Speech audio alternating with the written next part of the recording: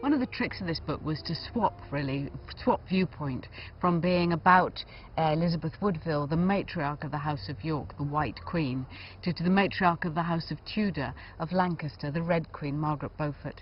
And it was really quite hard initially. I thought I'd never love anybody as much as I love Elizabeth Woodville, but I found it very, very soon I could start imagining things from the point of view of Margaret Beaufort. I think one of the great questions at looking at any of the characters in this period is how far are they genuinely living a spiritual life, and how far are they in a sense going through the motions because they have to be in a sense holy and thought of as godly people, especially the women, because there's so much criticism of women anyway. If they're not regarded as in a sense saints, then they're very easily regarded as sinners, or worse still, witches.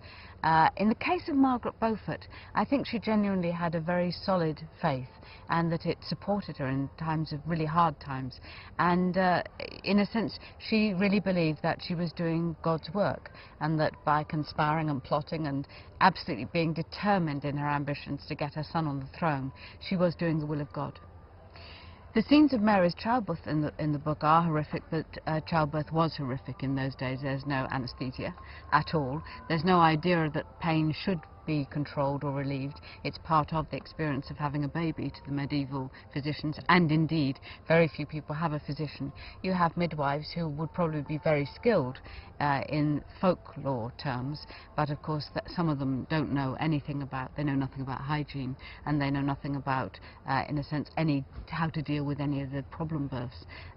Margaret Beaufort has a birth which is so bad for her as such a very young girl that she is rendered infertile and she can never have another child. One of the interesting things about Margaret Beaufort is that although she is an heiress to the House of Lancaster and she's the daughter of a Beaufort, so she's in a sense socially a very, very important person.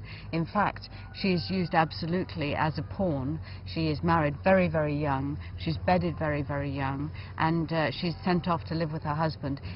She is of no importance to anybody personally. She is of importance only as a member of this great house. Margaret's son Henry himself, to his dying day, always acknowledged his loyalty and his gratitude to his mother, both for the terrible childbirth he had, which I'm sure she described to him with as much guilt-inducing description as possible, but also because he really did know that while he was an exile in Brittany with very, very little chance of coming back to England, she never stopped campaigning for him. First of all, she negotiated with the House of York, the ruling House of York, for his safe return with their consent, and then after that, when she saw there was an opportunity for him, she mounted one conspiracy after another to get him back to England. There's no doubt in my mind, for example, that her third marriage, in which she and her husband agreed that they would not have intercourse, it was a white marriage in that sense, was entirely for the benefit of her son, Henry Tudor. She chose to marry Thomas Lord Stanley, who had an enormous following and who was very, very powerful in the House of York, but was also notorious for his readiness to change sides. And I think she married him thinking he would either get her son back into the reigning House of York, or that if she was very lucky, he would turn against the House of York and put his men in the field for Henry Tudor. Margaret Beaufort has to find a way to legitimate the claim that her son Henry Tudor's making on the English crown. Partly they do this by destroying the reputation of Richard III, blackening his name, and that goes on really right until now. But also they do it by, in a sense, closing the divide of the Cousins War. They bring the two houses together, so the Princess Elizabeth of York marries Henry Tudor, who is of Lancaster, and their child is, they call him Arthur, the Rose of England, because he's the Tudor rose who is both red and white.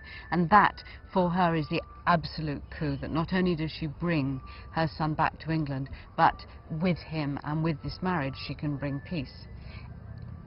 There's no doubt in my mind that she didn't like her daughter-in-law very much, because Elizabeth was of the enemy house, and Elizabeth was very loyal and had been very attached to Richard III, and of course her father was Edward IV. But Margaret Beaufort was a masterly politician, and I'm sure she just assumed that this was the price she would have to pay to get the daughter-in-law that she needed for her son's throne to be secure.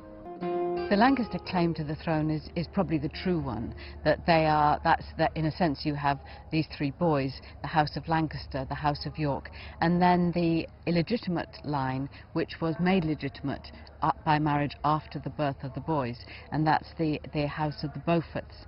Margaret is descended through the Beauforts, and then she marries a Tudor. So she's very much of the House of Lancaster, and that was the senior boy in the household, so that's the legitimate line.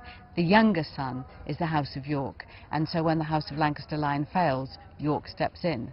But Margaret, in a sense, is there. Once she has a boy, that's a boy for Lancaster, so she feels that the royal line of kingship should revert to her son. The relationship between Margaret and Jasper Tudor we don't know very well, because we don't have any personal letters or diaries. Any time before really the 18th century, you don't get a lot of personal material. People don't write about their feelings. They write about their duty, they write about jobs they're going to do. It's a much more pragmatic approach to the world than you get from the Romantics.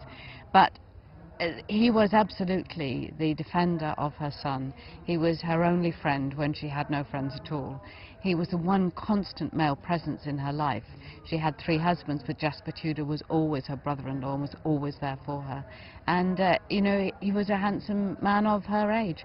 There's no doubt in my mind that they must have been very devoted to each other and very loyal to each other, and that they loved each other.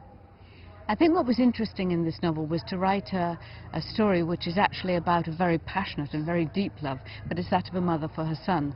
Margaret Beaufort's absolute life's work was to get her son firstly back to England. He went into exile when he was about 14. Under her control, he left her really when he was 4. He was taken away by his guardians, and ultimately onto the throne, because she always believed that actually she had had a revelation that God told her that Henry should be King of England, and her life's work and her life's passion was to see her son on the throne of England. And in a way, that's the love story of the novel. It's between a mother and a very promising, very gifted son. Margaret was married 3 times, and each marriage was arranged. We're sure of that. They weren't love marriages. Her first husband, Edmund, she hardly lived with at all. She conceived almost straight away, and he was busy fighting the Yorkists in Wales, and was actually captured in battle and held in captivity, where he contracted the plague and died. So he wasn't even there for the birth of her first child and her only child, Henry Tudor. In a sense, Edmund's job is done. You know, she's in the royal line. Henry is a Tudor, and that gives him a claim to the throne. It gives him a kinship to the throne. And thereafter, she's married almost straight away to her second husband, Sir Henry Stafford, who was very much older than her. He was in his 40s, and it was a marriage which lasted for some many years. And I suspect that it was one of some affection and comradeship. He certainly kept her safe through these years, and he was certainly of the House of Lancaster. She must have been bitterly disappointed when he finally decided that he would support York, and he went out and fought for York and came home wounded and then died some years later. Her third marriage is probably the most interesting one, that I think she may well have made it for herself. She was a wealthy woman by now as a widow, and she'd had 2 husbands. She knew that she was infertile, so she couldn't offer a husband the chance of an heir, but in the case of Thomas Lord Stanley, he already had heirs from a previous marriage, so that wasn't a problem for them. I really believe she chose him because he was very successful and senior in the House of York, and she thought that marriage to him would increase her chances of bringing her son Henry Tudor home to forgiveness, to reconciliation, and to claim his earldom. In fact, what happened was that because Edward died, just as she was negotiating this, Edward died, Richard III seized the throne, and I think she saw, as the real master tactician that she was, that there would be a very good chance of someone, like her son Henry, to seize the throne in turn from Richard. And she embarked on this enormous conspiracy, which took in Elizabeth Woodville, took in the Duke of Buckingham, and took in half of the south of England, and ultimately ended up with her son Henry winning at the Battle of Bosworth. Stanley himself had very good reasons for marrying Margaret Beaufort. Potentially, it put him in the position of being the stepfather to the King of England, which would be a position of enormous promise and potential wealth for him, as indeed it proved. What he did was he maintained his loyalty to Richard III. He swore right the way up to really the moment the battle lines were drawn that he would be joining Richard III on the battle, and he just held his forces back. He was a very, very calculating man, he was a very brilliant man, and he was a great survivor. He did indeed become stepfather to the King of England and died in his bed, which, given that he had changed sides at least a couple of times throughout the war, was a pretty impressive record. I think we always have to be really careful when we look at the reputation of women in history, because a lot of history has been written by men who fundamentally don't like women very much. It's also written with quite a stereotyped view of what women's nature is. So the queens who tend to be obedient and beautiful and biddable and fertile are the ones that history remembers as good queens, and the ones who are powerful and determined and battle axes are the ones that get a lot of criticism. So everybody loves Jane Seymour because she married Henry VIII and gave him a baby. You know, nobody has the same affection for, say, Elizabeth Woodville, who was such a powerful force to be reckoned with, and Margaret Beaufort even more so.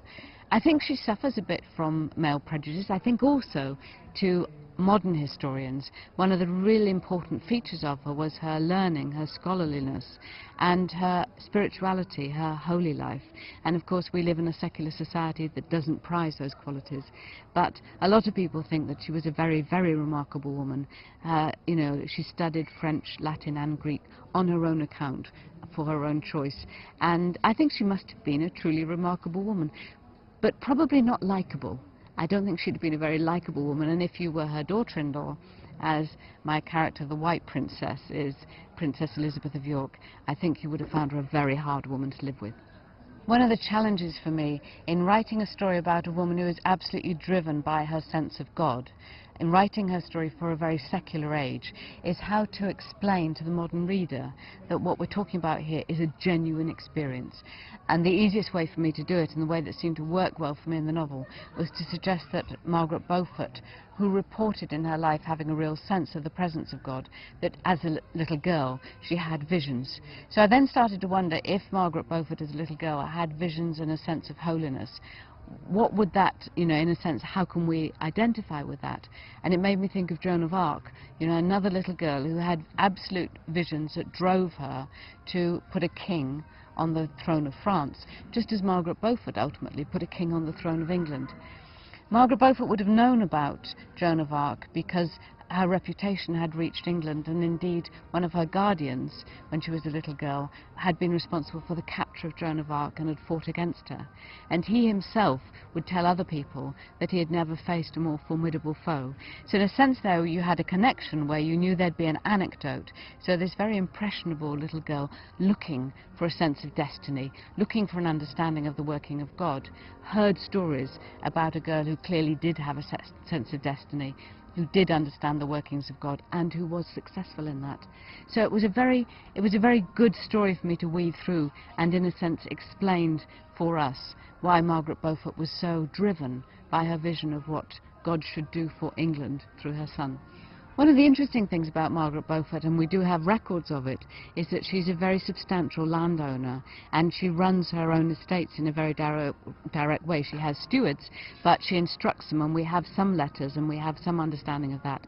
When she becomes, in a sense, all but Queen of England, I mean, she's known as My Lady the King's Mother, which is an entirely new title which she, in a sense, takes on for herself, and she signs herself Margaret R., which is Margaret Regina, so she's fundamentally calling herself Queen. When she takes on this position, she then, I think, has a view of really running England in the same way.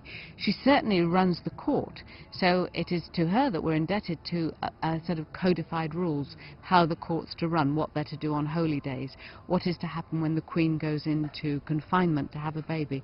All of these rules, how funerals are to work, how the weddings are to work, all of these rules are established by Margaret, because she's not just powerful in the sense of she has a driving force and ambition in herself. She's powerful in that she likes to run things, and she believes she has a vision as to how they should best be run.